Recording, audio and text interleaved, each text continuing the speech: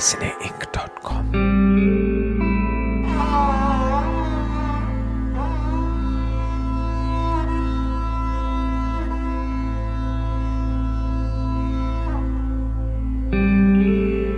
नमस्कार, आदाब। मेरा नाम परवेज़ आलम है और इस वक्त मैं दिल्ली में मौजूद हूँ हर्ष मंदर साहब के साथ में। आपका IAS यानी कि इंडियन एडमिनिस्ट्रेटिव सर्विस से ताल्लुक़ रहा है तकरीबन 20 साल। उसके बाद आपने गैर सरकारी तंजीमों, संगठन, ऑर्गेनाइजेशंस के साथ में काम किया, जिसमें कि फूड सिक्योरिटी, कम्युनल वायलेंस, मास वायलेंस और जो ट्राइबल लोग हैं उनके साथ में, जो मार्जिनलाइज कम्युनिटीज़ हैं उनके साथ में आपका काम रहा। लेकिन मैं तो आपसे बात करना चाहता हूँ सिटीज़नशिप अमेंडमेंट एक्ट के हवाले से, ताकि हमारी बातचीत का जो केंद्र है वो एक ख़ास बना रहे। ये सब बार बार बात आती है कि ये सिटीज़नशिप देने का कानून है, छीनने का नहीं है। जैसे कि गवर्नमेंट ऑफ इंडिया की तरफ से अमित शाह जो होम मिनिस्टर हैं और जो प्राइम मिनिस्टर हैं बार बार एक बात कहते हैं, तो ये बात हम मान क्यों नहीं लेते? जो इस सरकार का पिछले 6 सालों का जो काम रहा है उसने दिखाया है कि एक बहुत ही कम्युनल मेंटालिटी से उनका काम रहा है और इंडियन मुस्लिम्स को पॉलिटिकली मार्जिनलाइज किया है, एक social environment of hate, lynching. तो ये एक संदर्भ है जहाँ पे सरकार की नीयत पे यकीन करना मुश्किल है। एक तो पहली बात ये है। दूसरा, अगर हम एक्चुअली हमें तकलीफ़ थी कि हमारे पड़ोसी देशों में कुछ लोग हैं जो माइनॉरिटीज़ हैं जिनको परसिक्यूशन हो रहा है, जिन्हें जो तकलीफ़ में है, तो ज़रूर फिर हमें बहुत पहले से हम में से बहुत सारे लोग कहते हैं कि एक रेफ्यूजी कन्वेंशन है जहाँ पे हम लोग इसको जिस पे हिंदुस्तान ने साइन नहीं किया है, हम उस पे साइन करें, अपनी ज़िम्मेदारी एक्सेप्ट करें कि जहाँ जो पीड़ित है उसको हम एक्सेप्ट करेंगे। लेकिन जब उन्होंने सिर्फ 3 देश जहाँ जो मुस्लिम डोमिनेटेड स्टेट्स हैं, पाकिस्तान, अफ़गानिस्तान और बांग्लादेश, और उसमें अफ़गानिस्तान तो हमारे पड़ोस में भी नहीं है और सब कॉन्टिनेंट का हिस्सा वैसे भी नहीं रहा 1947 में। नहीं, ना अंग्रेज़ों के वक्त में भी हिंदुस्तान का हिस्सा कभी रहा। दूसरी तरफ श्रीलंका है, म्यांमार है और चीन है, ये सब हमारे पड़ोसी देश हैं।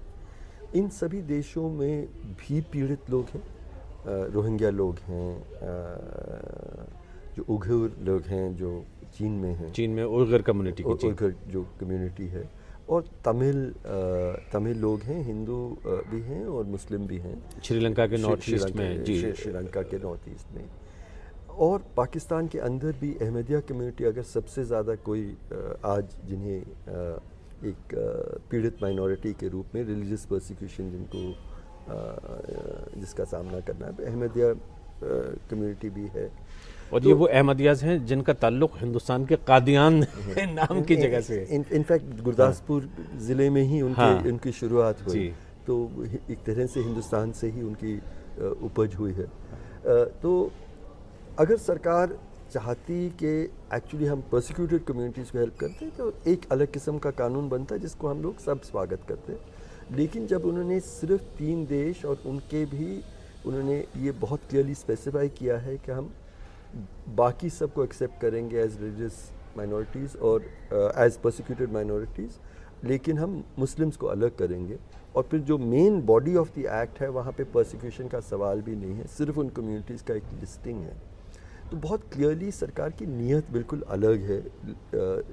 नागरिकता देना ज़रूर, लेकिन कईयों को नहीं देना वो बहुत उसका हिस्सा है। और वो जो फ़र्क है वो मज़हब के आधार पे, रिलीजियस आइडेंटिटी के आधार पे, ये दूसरा कारण है। तीसरा जो सबसे बड़ा कारण तो यही है कि इसको NRC और NPR से अलग नहीं देखा जा सकता है। NRC यानी कि नेशनल रजिस्टर ऑफ सिटीजन्स और नेशनल पॉपुलेशन रजिस्टर, क्योंकि होम मिनिस्टर ने कई बार, ये हमारी कल्पना नहीं है, इसके इंट्रोडक्शन के बहुत पहले संसद के अंदर और संसद के बाहर इन दोनों को लिंक किया है और क्रोनोलॉजी की भी बात की है कि पहले हम CAA लाएंगे, फिर हम NRC लाएंगे। और इसका ये मतलब है कि पहले हम ऐसा कानून बनाएंगे कि जिसके पास दस्तावेज़ नहीं हैं, जो साबित करने में कामयाब नहीं हों कि वो हिंदुस्तानी हैं, अगर वो गैर मुसलमान हैं तो हमने उनके लिए रास्ता बना लिया है। उसके बाद फिर हम देश में इस तरह का कानून लाएंगे जिसमें हर नागरिक के ऊपर सरकार सवाल पूछ सकती है और उनसे नागरिकता का सबूत मांग सकती है। तो बहुत क्लियरली वो एक ही कम्युनिटी को टारगेट करने का कानून है, ये भी हम देख रहे हैं। तो ये तीनों कारणों से सरकार जो आज कह रही है वो बिल्कुल ही उसमें यकीन करने का कोई बिल्कुल आधार नहीं है। मैं आपसे एक बात और जानना चाहता हूं, क्योंकि आप तो जो CAA है, सिटीजनशिप अमेंडमेंट एक्ट, उसके ख़िलाफ़ आपने एक स्टैंस लिया है, आपकी ऑर्गेनाइजेशन भी है, आप दूसरी ऑर्गेनाइजेशंस के साथ मिलके भी उसकी मुखालफत में जलसे जुलूस इस तरह के प्रोग्राम में शामिल रहे हैं। लेकिन मैं आपको ले जाता हूँ दिसंबर में तकरीबन 20 दिसंबर, 18 दिसंबर, 19 दिसंबर, और ये वो ज़माना है जिसमें एक साथ बहुत बड़े बड़े जलसे हुए, और ख़ास तौर पर हिंदुस्तान की जो रियासत है, राज्य है उत्तर प्रदेश, उसमें हुए, और तकरीबन 21 और समझा जाता है 24 लोग उसमें मारे गए। और वो मंज़र आपने ख़ुद वहाँ जाके देखा है अपनी आँखों से, और उन लोगों से भी मिले हैं जिनके घर में वो मौतें हुई हैं। उसके संदर्भ में हवाले से आप और दूसरे एक्टिविस्ट ये कहते हैं कि बहुत ज़्यादतियाँ हुई हैं। ये किस तरह की ज़्यादतियाँ हैं? देखिए, एक तरफ जो मैं कहना चाह रहा था, क्योंकि उत्तर प्रदेश को एक तरह से पूरा देश एक तरफ, और उत्तर प्रदेश और मैंगलोर में कुछ वक्त के लिए ये दो जगह, और दिल्ली, जहाँ तीन जगहों में सरकार भाजपा की है, वहीं हम देख रहे हैं कि इस तरह के प्रोटेस्ट में वायलेंस और सरकारी दबाव है। ये भी बहुत साफ है, क्योंकि बीजेपी स्टेट गवर्नमेंट नहीं है दिल्ली में, लेकिन पुलिस को वही कंट्रोल करती है। दूसरी बात मैं कहना चाह रहा था कि ये जो हम प्रोटेस्ट, जिसको प्रोटेस्ट कह रहे हैं, आज तो मुझे लगता है प्रोटेस्ट ही नहीं, इसको एक मूवमेंट के तौर पे हमें देखा जाए। और किस चीज़ का मूवमेंट है, ये बहुत ख़ास है। ये मैं मानता हूँ कि संविधान या आइन के जो बहुत बुनियादी जो मूल्य हैं, जो वादे हैं, इंसाफ का, बराबरी का, आज़ादी का, और इंसानियत, मोहब्बत, भाईचारा, इस सब का जो हमारे आइन में लिखा गया है, उसकी रक्षा में, उसके बचाव में लोग निकले हैं, और स्पॉन्टेनियसली निकले हैं, पूरे देश में निकले। मैं एक्चुअली रोज़ कहीं ना कहीं, और कहीं 50,000 लोग, कहीं 1 लाख लोगों को मैं एड्रेस कर रहा हूँ, और उसमें हिंदू भी हैं, मुसलमान भी हैं, इकट्ठा हैं, देश का झंडा लिए हुए, एक हाथ में तिरंगा, दूसरे हाथ में संविधान, दिल में मोहब्बत। इस तरह की बातचीत हमें दिख रही है।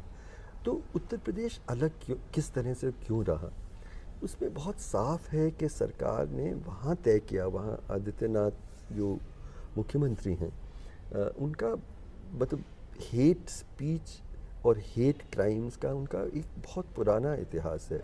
उनको ही उन्होंने चुना, उस ऐसे स्टेट का जो अगर आज़ाद होता उत्तर प्रदेश तो दुनिया का चौथा सबसे बड़ा देश होता। अब इतना बड़ा ये प्रदेश है, उसका 1/5 पॉपुलेशन मुस्लिम है, और उस प्रदेश के मुख्यमंत्री वो इंसान हैं जिन्होंने एक मिलिशिया, पूरा एक मिलिशिया चलाया है, हिंदू मिलिशिया।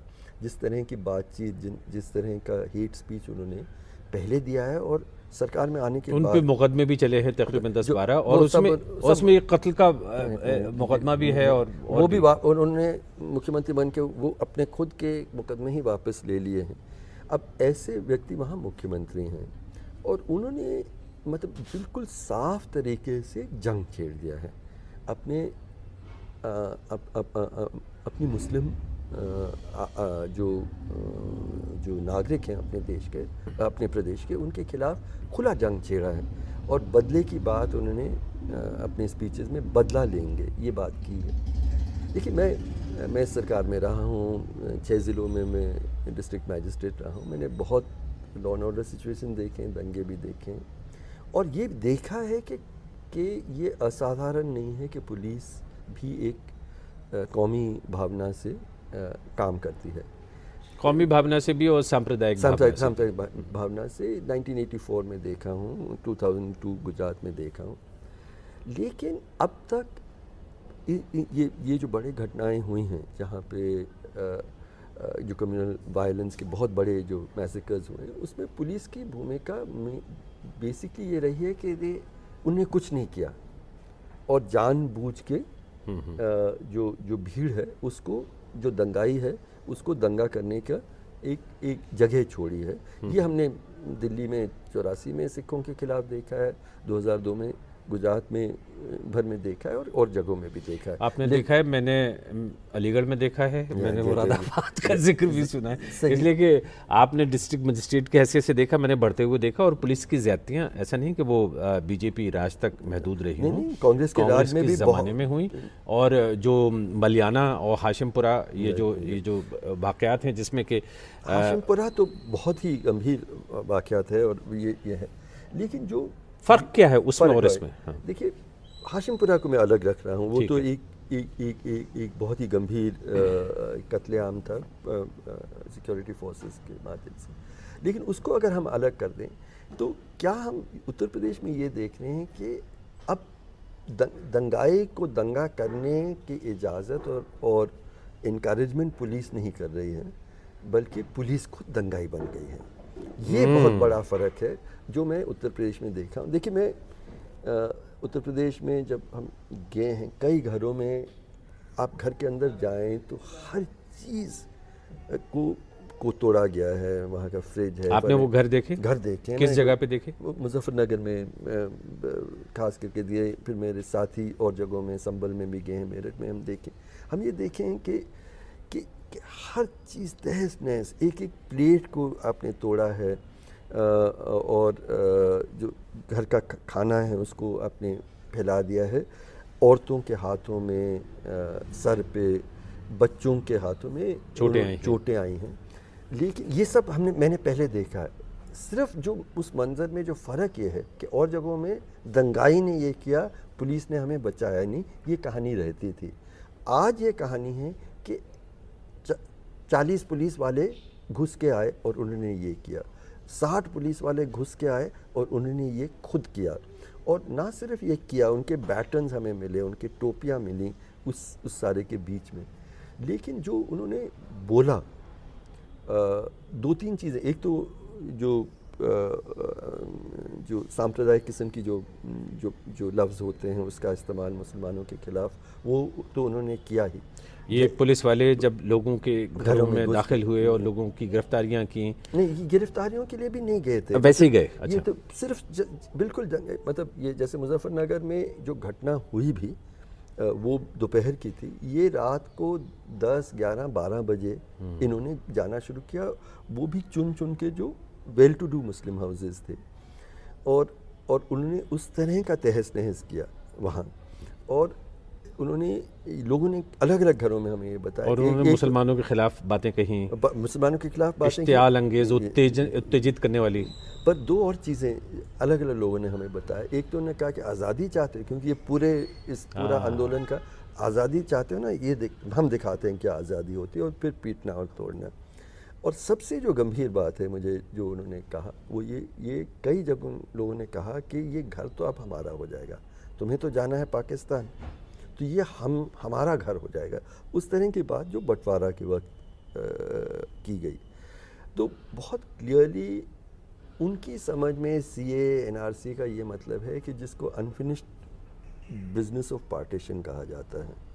जो RSS के विचार में अनफिनिश्ड बिजनेस ऑफ पार्टीशन ये है कि जो मुसलमान हिंदुस्तान में बचे हैं, जिन्होंने हिंदुस्तान को चुना है, वो पाकिस्तान चले जाएं और वहाँ जो हिंदू हैं और बांग्लादेश में जो हिंदू हैं वो हिंदुस्तान में आ जाएं। That will be the unfinished business of partition. ये उनकी नज़र में ये पूरा जो, इसलिए जो RSS और मोदी और शाह और आदित्यनाथ वगैरह के लिए ये एक बहुत ज़रूरी कदम था हिंदू राष्ट्र के निर्माण का। आप ये समझते हैं कि ये उसके लिए कदम था। लेकिन मैं थोड़ा सा ज़रा और यूपी के बारे में जानना चाहता हूँ कि जो लोग मरे हैं वो ज़्यादातर गोलियों से मरे हैं और पुलिस का कहना है कि उसने तो फायरिंग भी नहीं की। ये मानना बहुत मुश्किल है, और कई जगहों में तो हमें वीडियोस वगैरह, आजकल तो इस तरह का झूठ पे कायम रहना और ज़्यादा मुश्किल है, क्योंकि आम लोग वीडियोस लेते हैं, और ये वीडियोस हमने ऑथेंटिकेट भी, एमनेस्टी इंटरनेशनल इन वीडियोस को ऑथेंटिकेट करने का भी उनका पूरा सिस्टम है कि ये फेक वीडियोस नहीं हैं, जहाँ पुलिस को देखते हैं कि वो सीधा गोली मार रही है, और वो भी छाती के ऊपर। और जो पूरा एक सिस्टम है लॉ एंड ऑर्डर का, कि आप मतलब एक escalation of use of force, मतलब आप तुरंत फायरिंग नहीं करते हैं, आपको बहुत सारे और कदम उठाने पड़ते हैं। और एक और प्रिंसिपल है, सिद्धांत है प्रोपोर्शनैलिटी, कि जिस प्रोपोर्शन में वायलेंस हुआ था, अगर मान लीजिए किसी ने पत्थर फेंका है तो आप उस पर गोली नहीं चलाएंगे, मतलब एक प्रोपोर्शनल वायलेंस होगा। वो सारे चीज़ें नहीं रही हैं, और पुलिस ने अब धीरे धीरे ये क्लियर होगा कि किसने किसको मारा है। बट एक बहुत और जो बहुत ही ख़तरनाक पहलू है, मतलब बहुत सारे ख़तरनाक पहलू हैं जो पुलिस मित्र के नाम पे उन्होंने बेसिकली इस तरह के, जो आदित्यनाथ के खुद एक मिलिशिया होती थी, आज पुलिस मित्र के नाम पे, जब पुलिस मित्र का मतलब ये था जो कम्युनिटी पुलिसिंग में आपका हेल्प करेंगे, तो कई लोगों को पुलिस मित्र जो इन तंजीमों के हैं, बजरंग दल जैसे, ये हिंदू बाहिनी वगैरह, जी, इस तरह के लोगों को, तो क्या वो लोग फायरिंग कर रहे हैं? मतलब ऐसा तो ये कहना कि लोग विरोध भी कर रहे थे और खुद अपने लोगों को ही वो मार भी रहे थे, ये कोई मानेगा नहीं। आप ये कह रहे हैं कि कहीं ये इसकी आशंका है, इसका खदशा है कि वो लोग भी थे शामिल गोली चलाने में, जो पुलिस मित्र जिनको कहा जा रहा है। लेकिन ये प्रूव करना, मतलब ये हमारी आशंका है, क्योंकि ये पॉसिबल नहीं है कि लोग खुद अपने आप को वहीं मार रहे हैं, मतलब अपने ही लोगों को। हर्ष मंत्री साहब, मैं बहुत सुकून के साथ आपकी बात सुन रहा था। मैंने कोशिश ये की कि ज़्यादा बीच में मदाखलत ना करूं, लेकिन मुझे 2-3 सख्त सवाल आपसे करने हैं जी। ये मैं इसलिए कह रहा हूँ कि ये एक पूरा देश है, एक देश की फोर्स है, उस देश में IPS ऑफिसर्स जाते हैं, IAS ऑफिसर्स जाते हैं, उसमें हर्ष मंदर भी जो 20 साल तकरीबन उन्होंने नौकरी की है, और प्रोफेशनल लोग हैं जो उसमें काम करते हैं। आप जिस तरह की बात कह रहे हैं और जिस तरह के एलिगेशंस आप लगा रहे हैं, वो बहुत संजीदा हैं, बहुत गंभीर हैं। वो यूँ समझिए कि एक जो भारत की जो इमेज है, एक बड़े, एक जमहूरियत पसंद देश की, एक डेमोक्रेटिक देश की, और एक लोकतांत्रिक ढांचे की और सांचे की, वो ज़रा सी देर में चकना हो चूर होता हुआ एकदम से नज़र आने लगता है, और लोग ये कह सकते हैं ये तो बनाना रिपब्लिक है। ये कैसा, मतलब किस तरह का जमहूरी निज़ाम। मैं ये कह रहा हूँ कि थोड़ा सा सोच समझ के यहाँ पे बात कर लेते हैं कि ऐसा तो नहीं है कि आप ही के काउंटर पार्ट्स हैं, आपके जूनियर रहे होंगे जो नौकरियां करते हैं, जो DG हैं, जो DIG हैं, वो ये सब कुछ होने देंगे सिर्फ इसलिए कि एक चीफ मिनिस्टर अगर ऐसा कहता है? तो क्या वो सारा कानून उठा के ताक पे रख देते हैं? क्या वाकई हम उस लेवल पे पहुंच गए कि जिसमें सीनियर पुलिस ऑफिशियल्स क्वेश्चन भी नहीं करते, सवाल भी नहीं करते? मुझे उसी बात की शर्मिंदगी है, और मैंने बहुत साफ कहा भी है कि मुझे अपने उन कॉलीग्स को देख के, जो पुराने कॉलीग्स हैं, मैं इस सरकार का, मतलब सरकार का हिस्सा रहा हूँ। IAS और IPS अफसर कितना कर सकते हैं ये मैंने देखा है। मैंने बहुत बड़े दंगे हैंडल किए हैं, 84 के दंगे हैंडल किए हैं, और जो दंगे देश भर में हुए थे, जब लाल कृष्ण आडवाणी जी ने अपना रथ निकाला था, उस वक्त मैं ज़िला मैजिस्ट्रेट था।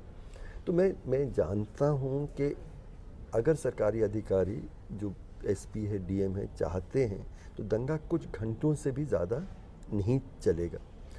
दंगा तो दूर, यहाँ पे पुलिस फोर्स खुद ये काम कर रही है, जो दंगाई, जो मैं बहुत गंभीरता से ये बातें कह रहा हूँ, खुल के बात कह रहा हूँ, और मैं जानता हूँ ये इसके जो अंजाम होंगे ये भी मैं समझता हूँ। और मैं फिर से दोहरा रहा हूँ कि ये बहुत गंभीर बात है जब हम अधिकारी ही, जो वहाँ के SP हैं, एक SP तो उनका रिकॉर्डिंग आया था जहाँ वो खुद वहाँ अपने मुस्लिम बाशिंदों को, मेरठ के SSP कह रहे हैं कि आप पाकिस्तान क्यों नहीं चले जाते, ये SSP कह रहे हैं।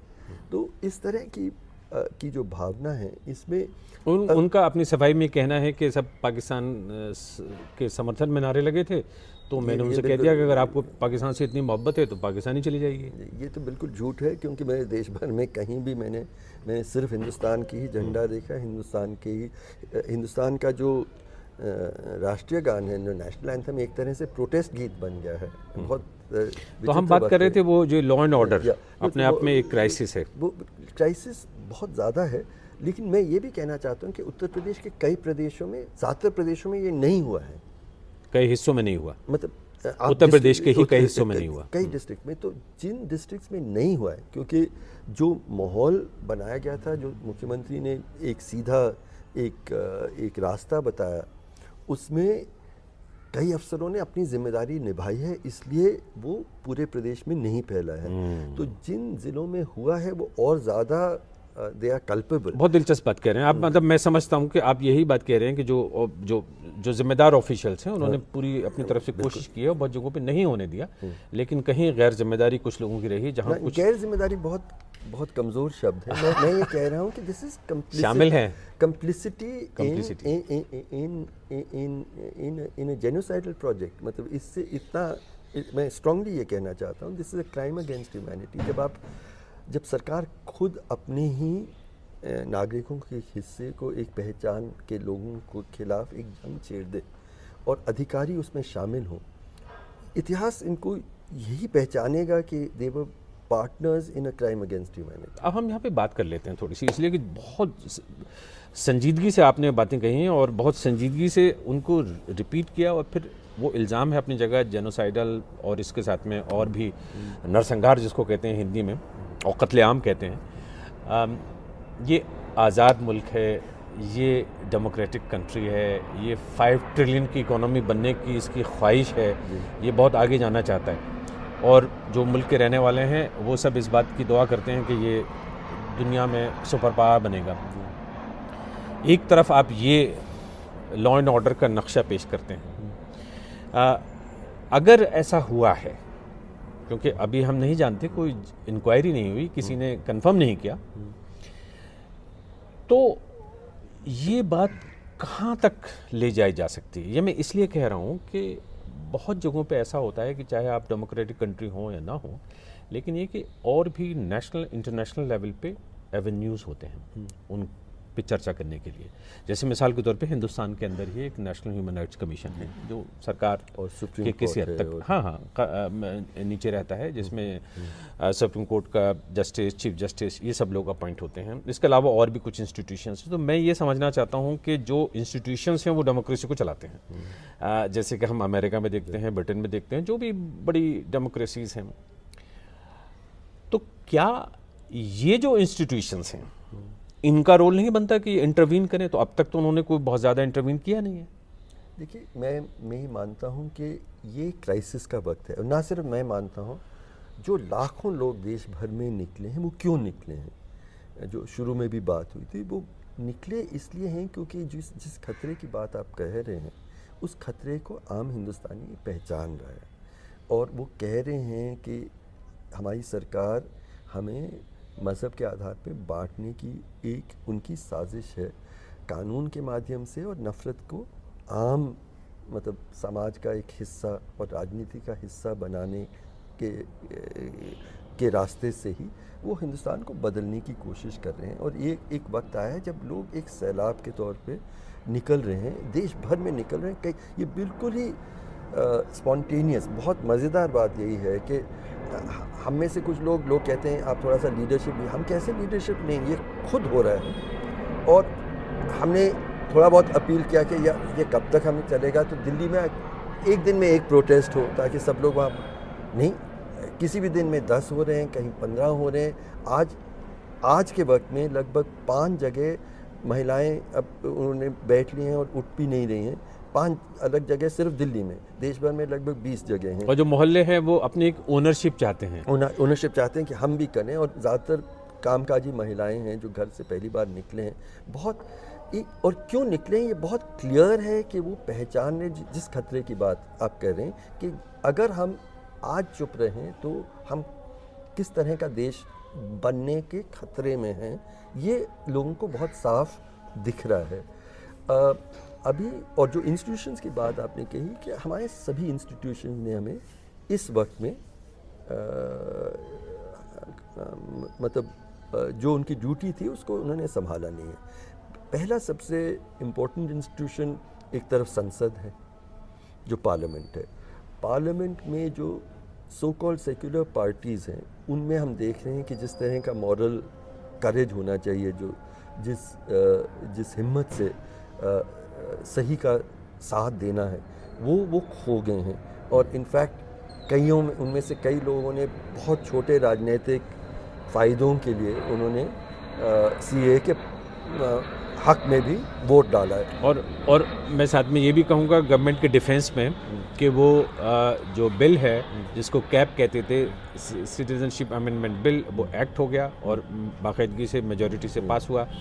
और एक बहुत मशहूर मिसरा है कि जमहूरियत एक तर्ज हुकूमत है कि जिसमें बंदों को गिना करते हैं, तोला नहीं करते। तो वो टेक्निकली वो मामला ठीक लॉफुल हो गया, लॉफुल हो गया। उन्होंने हिटलर ने भी जो कुछ भी किया था लॉ के माध्यम से ही किया, इलेक्ट हुए और लॉ का किया।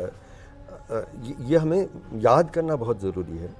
तो संसद से हमें बचाव नहीं है, एक इंस्टीट्यूशन ये हुआ। दूसरा है जुडिशरी, और उसमें मैं NHRC वगैरह को भी जोड़ता हूँ। जुडिशरी यानी नेशनल ह्यूमन राइट्स कमीशन को जोड़ते हैं जी। जुडिशरी का देखिए, एक डेमोक्रेसी में मजॉरिटेरियन नहीं हो जाए, उसके लिए बहुत ज़रूरी है जुडिशरी माइनॉरिटीज़ की राइट, उनकी ख़ास जिम्मेदारी माइनॉरिटीज़ के राइट्स के हक को बचाव में खड़ा रहना। हम लोग और सुप्रीम कोर्ट ने हिंदुस्तान के इतिहास में बहुत कुछ किया भी है, लेकिन पिछले 1-2 सालों में जो हालात हम देख रहे हैं, अयोध्या का जो जजमेंट हुआ है, कश्मीर के बाद जो हुए हैं, और सुप्रीम कोर्ट ने खासा वक्त लिया है, खासतौर पर जैसे कश्मीर वगैरह के मामले में, वो जानबूझ के और सीए के मामले में आपको कह रहे हैं कि अच्छा पहले तो आप प्रोटेस्ट करना बंद करिए। सुप्रीम कोर्ट कौन होता है प्रोटेस्ट करे या नहीं करे, वो कॉन्स्टिट्यूशन के खिलाफ है या मैं समझ गया। तो एक पार्लियामेंट हुआ, एक जुडिशरी की तरफ आपने इशारा किया कि जो रोल दोनों ने, NHRC का तो बहुत वक्त से ही उन्होंने भी अपनी जिम्मेदारी नहीं निभाई। मीडिया है, मीडिया भी एक स्तंभ है, माना जाता है मीडिया का एक हिस्सा कह सकते हैं आप, लेकिन मीडिया का एक बड़ा हिस्सा, मीडिया का एक बड़ा जो मेन स्ट्रीम मीडिया है, आप ये समझते हैं। ये हम उनसे कोई आवाज़ें नहीं सुन रहे, बट आज भी हिम्मत और इंसानियत और सच्चाई वाले मोस्टली पोर्टल्स हैं। ठीक है, तो मीडिया की तरफ भी आगे और क्या इंस्टीट्यूशन बचा? जो higher civil services IAS IPS की बात मैंने की, क्योंकि जब मैं उसमें रहा था, सरदार पटेल ने जिसको स्टील फ्रेम ऑफ इंडिया इनको कहा था, आइडिया ये था कि हम बंटवारा हुआ था, दंगे होंगे, राजनीति में बहुत सारा ये ऐसा कुछ होगा, लेकिन ये लोग बिल्कुल निष्पक्ष तौर पे सही और कमज़ोर का साथ देंगे। जो IAS है, जो IPS है, जो जुडिशल सर्विसेज के लोग हैं, ये सब लोग, ये इनकी इंटेग्रिटी रहेगी, न्यूट्रल रहेंगे, और वो भी बहुत टूटता हुआ दिख रहा है। तो ये सारे इंस्टीट्यूशन, ये मैं यहाँ भी ये भी कहूँगा कि आप जैसे आप ने नौकरी छोड़ी है और आपके साथ और बहुत तकरीबन 100 से ज़्यादा ऐसे IAS IPS ऑफिसर्स हैं जिनको बहुत तकलीफ़ हो रही है, और वो लोग जुड़े हैं, और उन्होंने एक बयान भी जारी किया है। नहीं, लड़ाई भी हो रही है, लेकिन ये जो मेन इंस्टीट्यूशंस है, तो इसलिए मेरा मानना है कि ये फैसला तो 2 जगहों में होगा। एक जगह है सड़कों पर। हम भारत के लोगों ने अपने आप को एक संविधान दिया था, अब वक्त आया है कि हम भारत के लोग अगर उस संविधान को बचाना चाहते हैं तो हमें उसके लिए लड़ना होगा। बहुत लोग उसको समझ रहे हैं, इसलिए ये बात भी बार बार उठ रही है। हमारा नारा भी है, एक हाथ में तिरंगा, दूसरे हाथ में संविधान, और इसके जो सिंबल्स भी हैं बहुत मज़ेदार हैं। एक तरफ गांधी जी हैं जो हिंदू मुस्लिम यूनिटी के प्रतीक हैं और एक हैं डॉक्टर अंबेडकर जो इस संविधान के प्रतीक हैं। हम और इनको पहले किसी ने भी इकट्ठा नहीं किया था, स्पॉन्टेनियसली इन सारे प्रोटेस्ट में मैं देख रहा हूँ कि दोनों की तस्वीर साथ में खड़े हैं, ये भी एक है। लेकिन उससे भी ज़्यादा मुझे लगता है कि अगर इसका फैसला होगा ना संसद में होगा, ना जुडिशरी में होगा, सड़कों में कुछ हद तक होगा, लेकिन आखिर में ये हमारे दिलों में होगा इसका फैसला कि क्या जो नफ़रत का एक पूरा एक अभियान चलाया गया है आरएसएस और उसके संगठन, और पिछले कुछ सालों में हम जो सरकार के सीधे हमारे जो लीडर्स हैं, क्या उस नफ़रत ने हमारे दिल में इतना घर बना लिया है या नहीं, ये आम हिंदुस्तानी तय करेगा। और मुझे लगता है कि आखिर में सड़कों से भी ज़्यादा दिलों की ये लड़ाई है, और ये दिलों में ही हम लोगों को तय करना होगा कि हम ये मोहब्बत के बुनियाद पे बना हुआ देश है, जैसे महात्मा गांधी ने जो शहादत दी थी और मौलाना आज़ाद ने जिसकी बात की थी, या फिर आरएसएस की सोच के अनुसार एक बटा हुआ नफ़रत पर आधारित देश होगा। मैं पल भर के लिए ये आपके सामने एक हाइपोथेसिस रखता हूँ, एक थीसिस रखता हूँ, एक बात कहता हूँ बस जल्दी से, और वो ये कि हुकूमत जो सत्ता है इस वक्त, जो सरकार है, वो क्या ऐसे 2-3 कदम उठा सकती है जिससे कि लगे कि हाँ चलिए कुछ बातचीत का थोड़ा सा माहौल बन रहा है, रिकॉन्सिलेशन, मेल जोल जिसको कहते हैं, और उसके बाद में कहीं डायलॉग, संवाद का एक रास्ता खुलता है। क्या मतलब जैसे क्रोनोलॉजी तो हम सब समझ चुके हैं, मगर क्या सीए का वापस लिया जाना ज़रूरी है, या ये ऐलान करना ज़रूरी है कि एनआरसी नहीं होगा और जो नेशनल पॉपुलेशन रजिस्टर है वो शायद 2015 में जैसा हुआ या नया होगा वैसा ना हो कि 2010 जैसा होगा? ये कहीं कोई कंप्रोमाइज़ का रास्ता निकाल सकते हैं? देखिए, कल्पना तो की जा सकती है, लेकिन उसके फ़िलहाल तो उम्मीद बिल्कुल ही नहीं है, जिस तरह का सरकार का रवैया और जो बयान रहे हैं। लेकिन ज़रूरी है एक तो सीएए में या तो वापस लिया जाए, और हमें रेफ्यूजी कन्वेंशन, जो इंटरनेशनल रेफ्यूजी कन्वेंशन है, उस पर हम अपना शामिल हो जाएं, जिसमें ये कहा, उसमें नॉर्म्स हैं और जिसमें कहीं धर्म या जाति के आधार पे हम फ़र्क नहीं कर रहे हैं, या फिर मुसलमानों को भी जोड़ लिया जाए, कम से कम तो ये हो। तो ये तो पहली बात हुई सीएए की।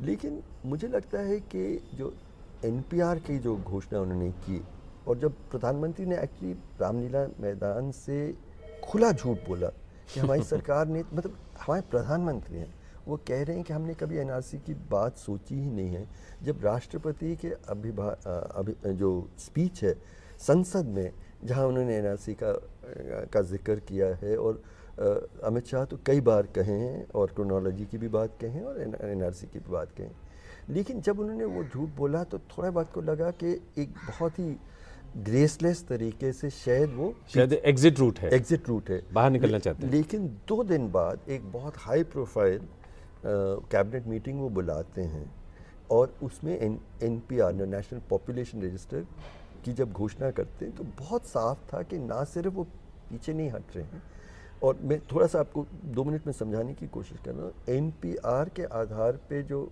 नेशनल रजिस्टर ऑफ सिटीजन्स होगा, वो असम से भी बहुत ज़्यादा खतरनाक होगा। अच्छा। हाँ, और ये देखिए, ये पूरा जो दिक्कत आई वो वाजपेयी जी के वक्त में, और इसलिए ये साफ भी है कि ये लोग बहुत लंबा सोचते हैं। वाजपेयी सरकार अगर 2004 में वापस आ जाती तो शायद ये बहुत जल्दी हो जाता, क्योंकि 2003 में इन्होंने 3 चीज़ें कही। सबसे पहले सिटीजनशिप अमेंडमेंट ये किया गया था, 14A सेक्शन है, एक्चुअली वो ज़्यादा खतरनाक है। उसमें ये कहा गया है कि अगर आपके माँ बाप में से एक भी इलीगल इमिग्रेंट साबित हुआ तो आपको तो नागरिकता नहीं मिलेगी, आपके बच्चों, भले ही उनका जन्म भी यहाँ हुआ हो, उनके जो बच्चे हैं वो कभी भी हिंदुस्तानी नागरिक नहीं बन सकते। ये पहली बात है। दूसरा, उन्होंने कहा है कि एक इलीगल इमिग्रेंट की पहचान के लिए एक national register of Indian citizens बनाया जाएगा बाय रूल्स, जो इसी एक्ट के तहत बताए गए। उसके रूल्स में कहा गया कि पहले एक नेशनल पॉपुलेशन रजिस्टर होगा। पॉपुलेशन रजिस्टर में हम नागरिक को नहीं ढूंढ रहे हैं, कौन कहाँ बसा है उसके डिटेल्स इकट्ठा कर रहे हैं। उन डिटेल्स उस नेशनल पॉपुलेशन रजिस्टर के आधार पर इन्हीं रूल्स में कहा गया है कि सरकार फिर डिसाइड करेगी, वो भी तहसीलदार के लेवल पे, कि कौन डाउटफुल सिटीज़न है, और वो डाउटफुल सिटीज़न एग्जीक्यूटिव ढूंढेगा और उनको फिर अपनी नागरिकता को साबित करना होगा। और उसके बाद एक ड्राफ्ट रजिस्टर बनेगा और वो ड्राफ्ट रजिस्टर पब्लिश होगा। उसमें किसी भी नागरिक को हक है कि वो एतराज़ कर सकता है, फिर से एतराज़ कर सकता है। असम, जैसे असम में हमने देखा कि बहुत लोगों ने एतराज़ किया। हाँ, वो एतराज़ वाला तो असम में भी पहला था, लेकिन पहले कम से कम हर एक को कागज़ दिखाना ज़रूरी था। तो उसमें और इसलिए अंत में 3 गुना ज़्यादा हिंदू निकले जो कागज़ नहीं साबित कर पाए असम में। तो उससे बचने के लिए अब तो जब वो कह रहे हैं कि वो तय करेंगे कि कौन डाउटफुल है, इस सरकारी रजीम में आदित्यनाथ के उत्तर प्रदेश में कौन डाउटफुल होगा, ना आपको कोई शक उसमें हो सकता है, ना मुझे। और and that is like it's a frightening project of communal, मतलब ये तो जैसे यहूदियों के खिलाफ जर्मनी में हुआ था, बिल्कुल वही कहानी दोहराने की एक बहुत बड़ी साजिश है, बहुत गंभीर है। और इसको किसी भी हालत में हमें अलाउ नहीं करना है कि ये एनपीआर जो एनआरसी से जुड़ा हुआ है और जिसके पीछे सीएए है, देखिए आपने फाइनली आपने डाउटफुल सिटीज़न किया, तो चलिए उसमें कुछ हिंदू को भी, जो हम जैसे लोग हैं जो जिन्होंने विरोध किया है, तो उनको भी वो कर सकते हैं। हर्ष मंदर का नाम आ जाएगा। वो तो मैंने वैसे भी कहा है कि मेरा नाम आना ज़रूरी है, अगर मेरे मुस्लिम भाई और बहनों का भी नाम आए तो मैं उसमें शामिल होऊंगा। लेकिन लेकिन आखिर में आप तो बच जाएंगे क्योंकि आप हर्ष मंदर हैं। वो मैं आखिर में ये सब के बाद भी सीए भी है तो वो आपको बचा लेगा। तो अंत में कौन इसमें जो डिटेंशन सेंटर जा सकता है, जिसके नागरिकता हक वापस लिए जा सकते हैं, वो सिर्फ मुसलमान हैं।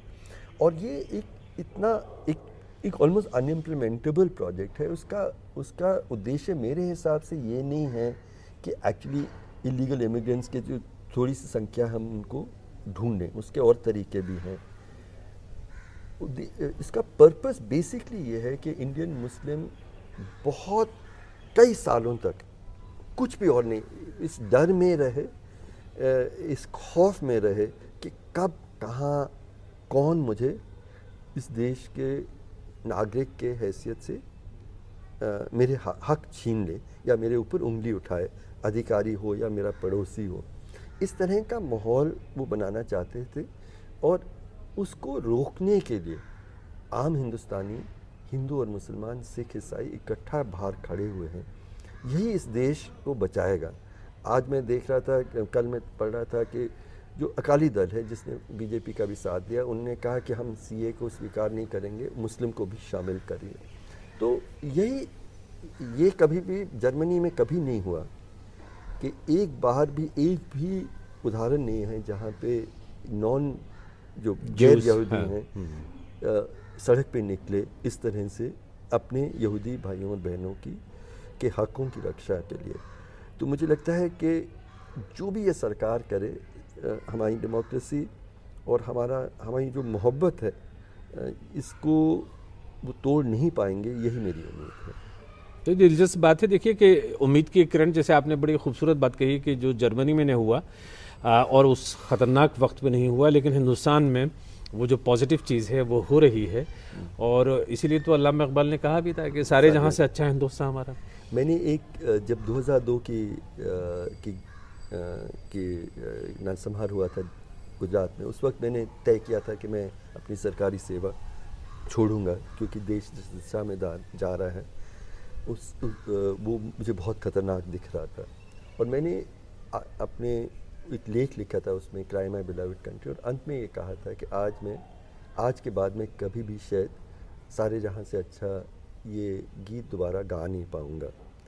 और इस दौरान ये मैं पिछले कई हफ्तों से जब पूरे देश में घूम रहा हूँ और 1-1 लाख लोगों के जो प्रोटेस्ट्स हैं उसमें मैं बात कर रहा हूँ। इन प्रोटेस्ट की शुरुआत वो सारे जहाँ से करते हैं और अंत में नेशनल एंथम गाते हैं। और मैं अचानक एक बार वो बच्चे गा रहे थे और मैंने साथ में गाना शुरू किया और मैंने कहा कि मैंने एक वादा किया था कि मैं नहीं गा पाऊँगा, लेकिन आज मुझे लग रहा है कि मैं एक बार फिर ये गाना गा सकता हूँ सारे जहां से। हर्षवर्धन, मैं बड़ा एटर्नल ऑप्टिमिस्ट हूँ और मैं हमेशा से गाता आया हूँ और मुझे ऐसा लगता है कि मरते वक्त तक मैं गाता रहूँगा। ये मुल्क, मुझे लगता है कि बीच में ऐसे फेजेस आते हैं लेकिन फिर अचानक इस मुल्क के अवाम उठ खड़े होते हैं और फिर मुल्क को संभाल लेते हैं। हर्षवर्धन साहब, बहुत बहुत शुक्रिया। Thank you. शुक्रिया आपको भी, बहुत अच्छा लगा आपसे बातचीत कर। cineinc.com